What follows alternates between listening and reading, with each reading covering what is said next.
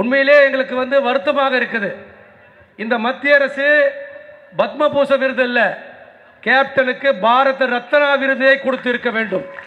இன்னைக்கு நான் ஒரே ஒரு வார்த்தை நான் கேட்கிறேன், இங்க வந்திருக்கிற அத்தனை மக்களுடைய சார்பாக கேட்கிறேன், இல்லை எங்கள் நிர்வாகியுடைய சார்பாக கேட்கிறேன். தமிழ்நாட்டில் நடக்கின்ற அத்தனை டாஸ்மாகிலும் விடுதலை சிறுத்தை கட்சி மாமூல் வாங்கவில்லை என்று சொல்லுங்க பார்ப்போம். இன்னைக்கு தமிழ்நாட்டிலே அதிகமாக மாமூல் வாங்குற கட்சி எதுன்னு பார்த்தீங்கன்னா விடுதலை சிறுத்தை கட்சி தான். யார் விருப்பம் உள்ளவர்கள் வர வேண்டும் என்றால் வரலாம்.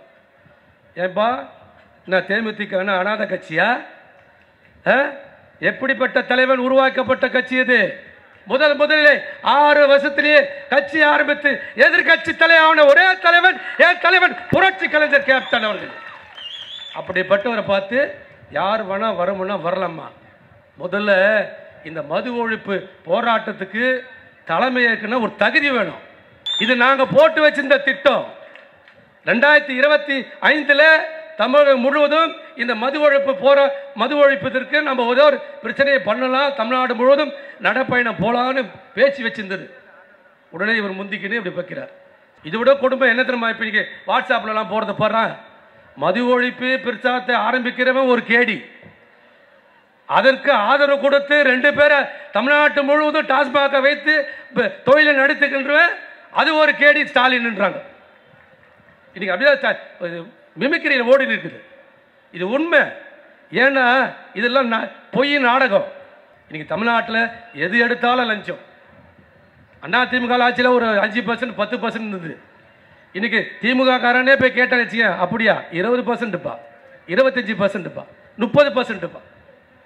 இது இப்படியே போனா நாடு எங்க போவோம்? புரட்சி கலைஞருடைய பிறந்தநாள் அது உங்களுக்கு எல்லாருக்கும் தெரியும். தேமுதிகவுடைய 20ஆம் ஆண்டு விழா அதை பற்றி உங்களுக்கு பல ஆண்டுகளாக பேசிவிட்டாச்சு. ஆனால் இன்றைக்கு இந்த ஆண்டு எங்களுக்கு புதியது எது என்று சொன்னால் பத்மபூஷ விழா.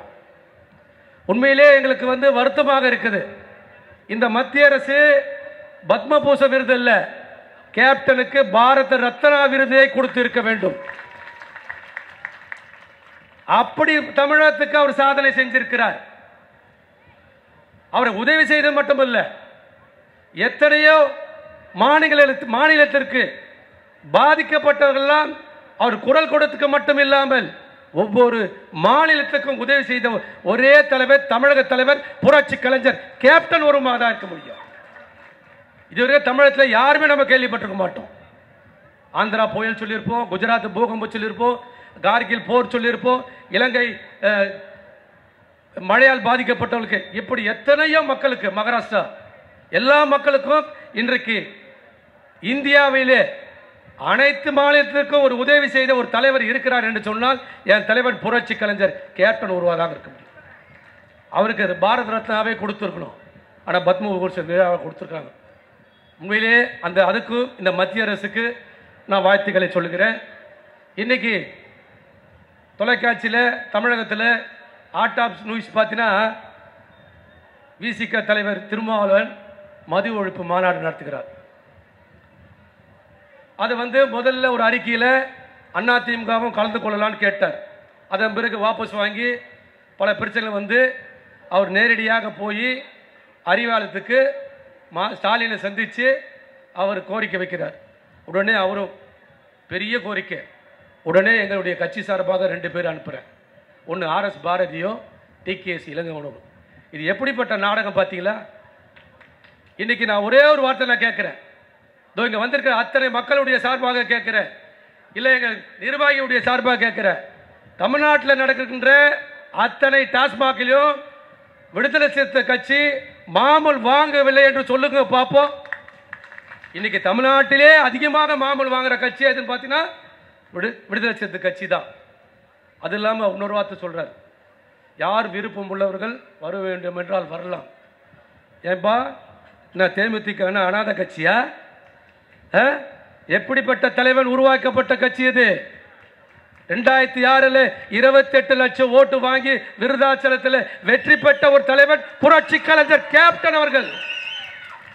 அதே போல 2011 கூட்டணி வைத்து இன்றைக்கு தமிழக வரலாற்றில் பாட்டாளி மக்கள் கட்சி கிடையாது, விடுதலை சிறுத்தை கிடையாது, பாட்டா இது கம்யூனிஸ்ட் கட்சிகள் கிடையாது. காங்கிரஸ் 67 காங்கிரஸ் கிடையாது. முதலிலே 6 வருஷத்திலேயே கட்சி ஆரம்பித்து எதிர்கட்சி தலைவரான ஒரே தலைவன் என் தலைவன் புரட்சி கலைஞர் கேப்டன் அவர்கள். அப்படிப்பட்டவரை பார்த்து யார் வேணா வரமுன்னா வரலாமா? முதல்ல இந்த மது ஒழிப்பு போராட்டத்துக்கு தலைமை ஏற்கனவே ஒரு தகுதி வேணும்.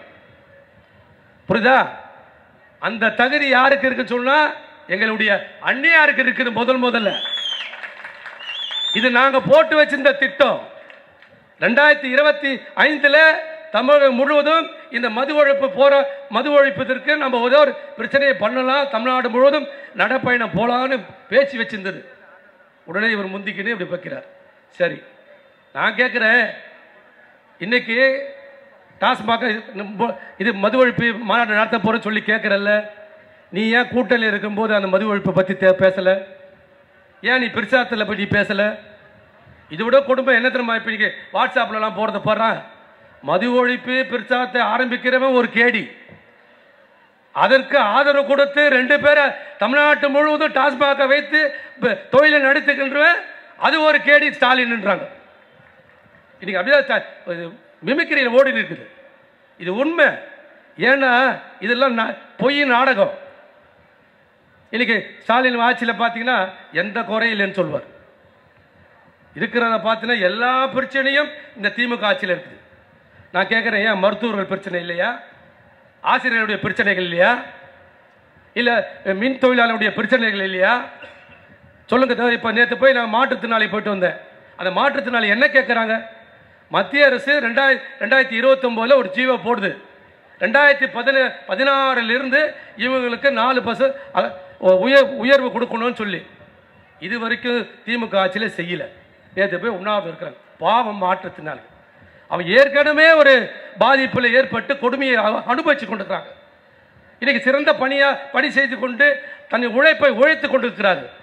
அப்படிப்பட்ட ஒரு நல்ல உள்ளங்களுக்கு நீ உயர்வு கொடுத்திருந்தா ஒரு நல்ல மனுஷன் எங்க கொடுக்க போற? இன்னைக்கு தமிழ்நாட்டில் எது எடுத்தாலும் லஞ்சம். அண்ணா திமுக ஆட்சியில் ஒரு 5% 10% இருந்தது. இன்னைக்கு திமுக காரனே போய் கேட்டான்னு வச்சுக்க, அப்படியா 20%பா, 25%பா, 30%பா. இது இப்படியே போனா நாடு எங்க போவோம்?